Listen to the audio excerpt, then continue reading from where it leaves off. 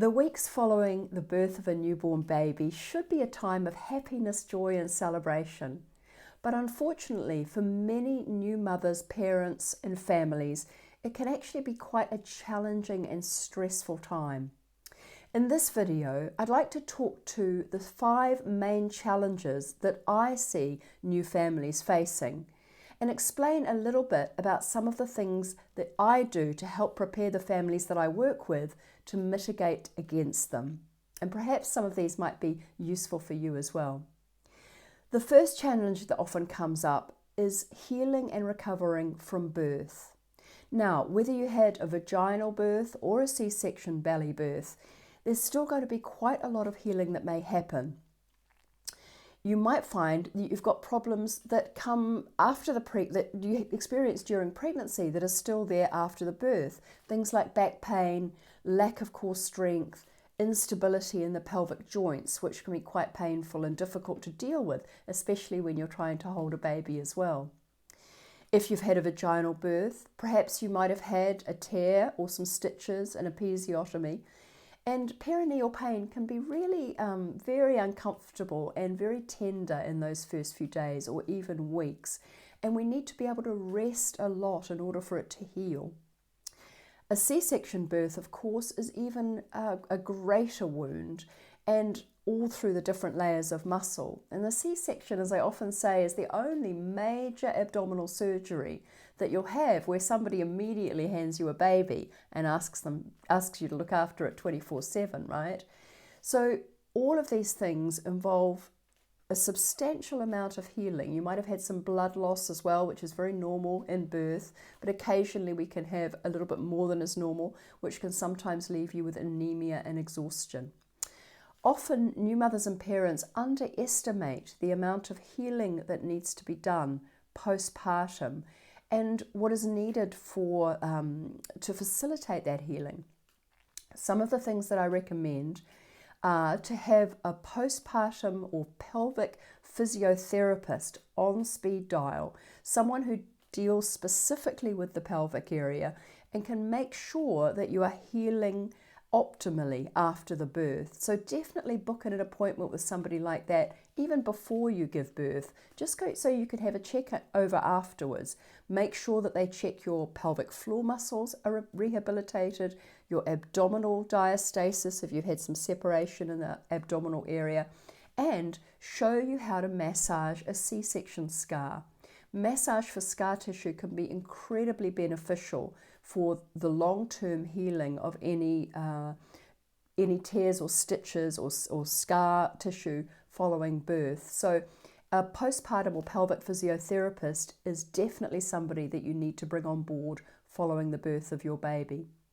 In the short term, rest is key, and having enough support around you so that you're not doing anything too strenuous which may tire you out and cause problems and extend your healing time. The second problem, which is unfortunately all too common and a very big challenge for many new mothers and parents, is breastfeeding. Now, sometimes we just expect the breastfeeding journey to go smoothly. It's a natural physiological process, right? Well, in reality, breastfeeding is actually the only physiological process in the body that we need to be supported in order to do successfully. Breastfeeding is a 24/7 job in those first few days and weeks, and many women really are surprised at how difficult it can be and come up against challenges such as engorgement, blocked ducts, mastitis, and babies fussing at the breast. The most important thing I feel that you can do in this case, and what I do with my clients, is to ask them to do some breastfeeding training or tuition before baby comes. So do a breastfeeding course, go and talk to a lactation consultant, go to a breastfeeding group, and talk to breastfeeding mothers about how they worked with challenges in their breastfeeding journey. Also, have the number of a really good experienced lactation consultant that you've been recommended by others, and have that person on speed dial as well. Make sure that as soon as you hit any problems with breastfeeding, you get help and support sooner rather than later. It's incredibly important for you not to become sore in your breasts and nipples, and that can happen quite quickly. So make sure that you get that support even in hospital or in the birthing centre if you're there. There's also lovely breastfeeding support groups, things like La Leche League, and I volunteer at a lovely group in my area where there's breastfeeding peer support people there to help you. One of the best ways of learning how to breastfeed is to be watching other women breastfeeding, getting their help, support and advice. So don't just assume it's going to come easily and naturally. Have that support around you, and you may find that you don't hit those problems that other women come up against. The third issue that is very, very common, and it's one that you probably already know, is exhaustion and depletion. Now, a newborn baby is too many jobs for one person, and you'll hear me talk a lot about this.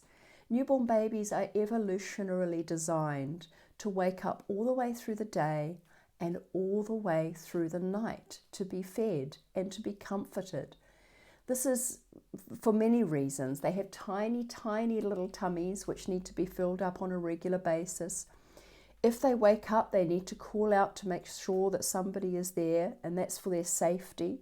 And also we begin to believe too that that rousing state, being roused at night and not going into a too deep a sleep, is important for their safety and their breath regularity as well. So for those first few weeks, months, and sometimes, I'm being real here, years, babies wake up at night.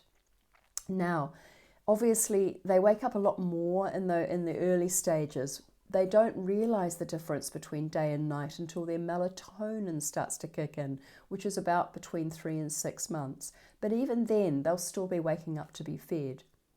This means that if you need 7 to 8 hours sleep in order to feel well and that you're getting enough and that you're not depleted, you'll need to find some of that sleep, not during the night, because baby might be keeping you awake, but during the day as well. Now, I know it's a cliche, and I know sometimes you hear that people sort of take don't believe it, but you will need to sleep when baby sleeps and find that sleep. What does that mean in reality? It means that you need to delegate some of the tasks that you would normally do during the day to others, and we'll talk about that a little bit more in Challenge 5. So exhaustion and depletion are real. We need to get enough rest, and we also need to have the right nourishment. Postpartum nutrition is very important, and I'll be talking about that in a later video. But making sure that you're getting regularly fed with nourishing, nutrient-dense food can go a long way to helping your energy levels stay strong. And even though you might be tired, and you absolutely will be tired, I can guarantee you that, it won't begin to deplete your stores of vital nutrition. And as long as you're getting those little cat naps or times to relax during the day, although you might be tired, you won't be completely exhausted and depleted. So the important thing about that is realizing that you will need to get rest when you can get it. The fourth challenge, and it is one that sometimes people don't expect, and that is problems in their relationship. Not everybody who brings a new baby home is in a couple, but many are. And as I mentioned at the beginning of this video, we sometimes assume that when we bring our new baby home, it will be constant happiness and joy. Unfortunately, due to some of the reasons that I've just mentioned, exhaustion, sometimes discomfort, feeling overwhelmed with this huge responsibility, and maybe a lack of communication, relationship problems and breakdowns even are all too common in the postpartum weeks. And in fact, the figure that's been bandied around is around 70 to 80% of couples will have some kind of a relationship breakdown within that first 6 months. Being forearmed is being forewarned, and I feel that communication is the key with this one. talking to your partner before baby comes about both of your expectations, about your philosophy in parenting, what you expect from each other, and understanding that it will be difficult, that you will be tired, that you will sometimes feel like you're ships in the night, just passing a baby from one person to the other, and you may even be feeling resentful and overwhelmed and a bit grumpy with your partner when you think that they don't understand the reality of how difficult it is for you. And that goes on both sides, the partner who's working away from the home and the partner who's working within the home with the baby, right? So talk about that stuff, talk to other couples. And I think, again, talking about that speed dial, that it's a really good idea to have a relationship therapist to talk to as well. If you hit those speed bumps, you've got someone to call, someone to bounce things off, and somebody who's trained to be able to hold the space for a couple when they're going through difficult times. I think that's really important. One of the things that I do with the couples that I work with too is we discuss your love languages. How do you give and receive love?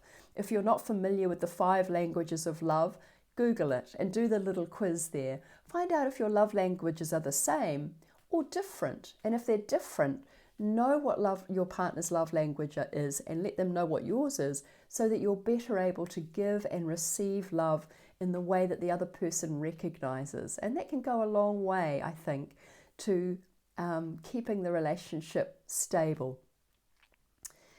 The fifth challenge really underpins all of the others, all of the other 4.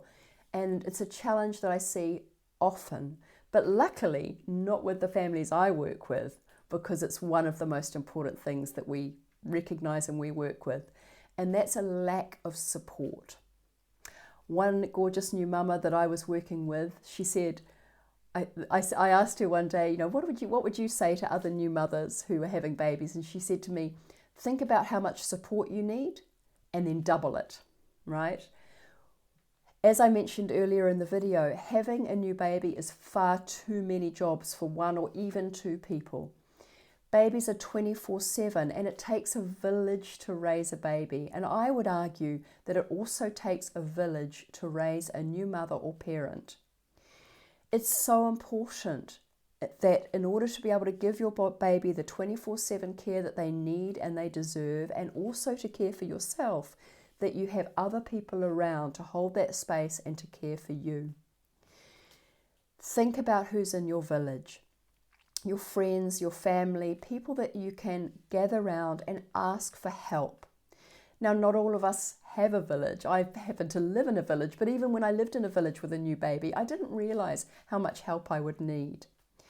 So think about the things that you normally do in your day-to-day life and realize that you won't have time to do them. Cooking, housework, care of other children, walking the dog, doing the garden, all of those things. It's crazy. We think that we're going to have enough time to do them, but we really don't, because babies take up so much of our time. And the rest of the time, we need to be healing from our birth journey, right? So one of the exercises I do with the couples that I work with and the families that I work with is we write a list of all the things that need to be done or might need to be done, and a list of everybody that they have around that might be able to help out. And if there's gaps in that list and they don't have a huge support network, then we invest in that. Sometimes you need to pay for services, shopping, food delivery, childcare, having a cleaner for a while. All of those things can make a big difference, even if it's just for 6 to 12 weeks following the birth of your baby. So those are my top 5 challenges that can happen in the postpartum weeks. But I hope I've given you some ways of looking at them, and also some answers on how you might be able to mitigate them, things that you can plan to do before baby comes that might help you to avoid some of those common challenges. Now, of course, not all 5 of them might happen to you, but I can guarantee maybe 1 or 2 will. Hopefully now you've got some resources to help, and I'll put some up in the notes of this video as well. Thanks for being with me today, and of course, if you'd like to know more, I've got a beautiful online course The Art of Slow Postpartum, which has my unique 9-step plan to help you plan for and experience the postpartum of your dreams. If you've got any questions, do reach out to me at Slow Postpartum.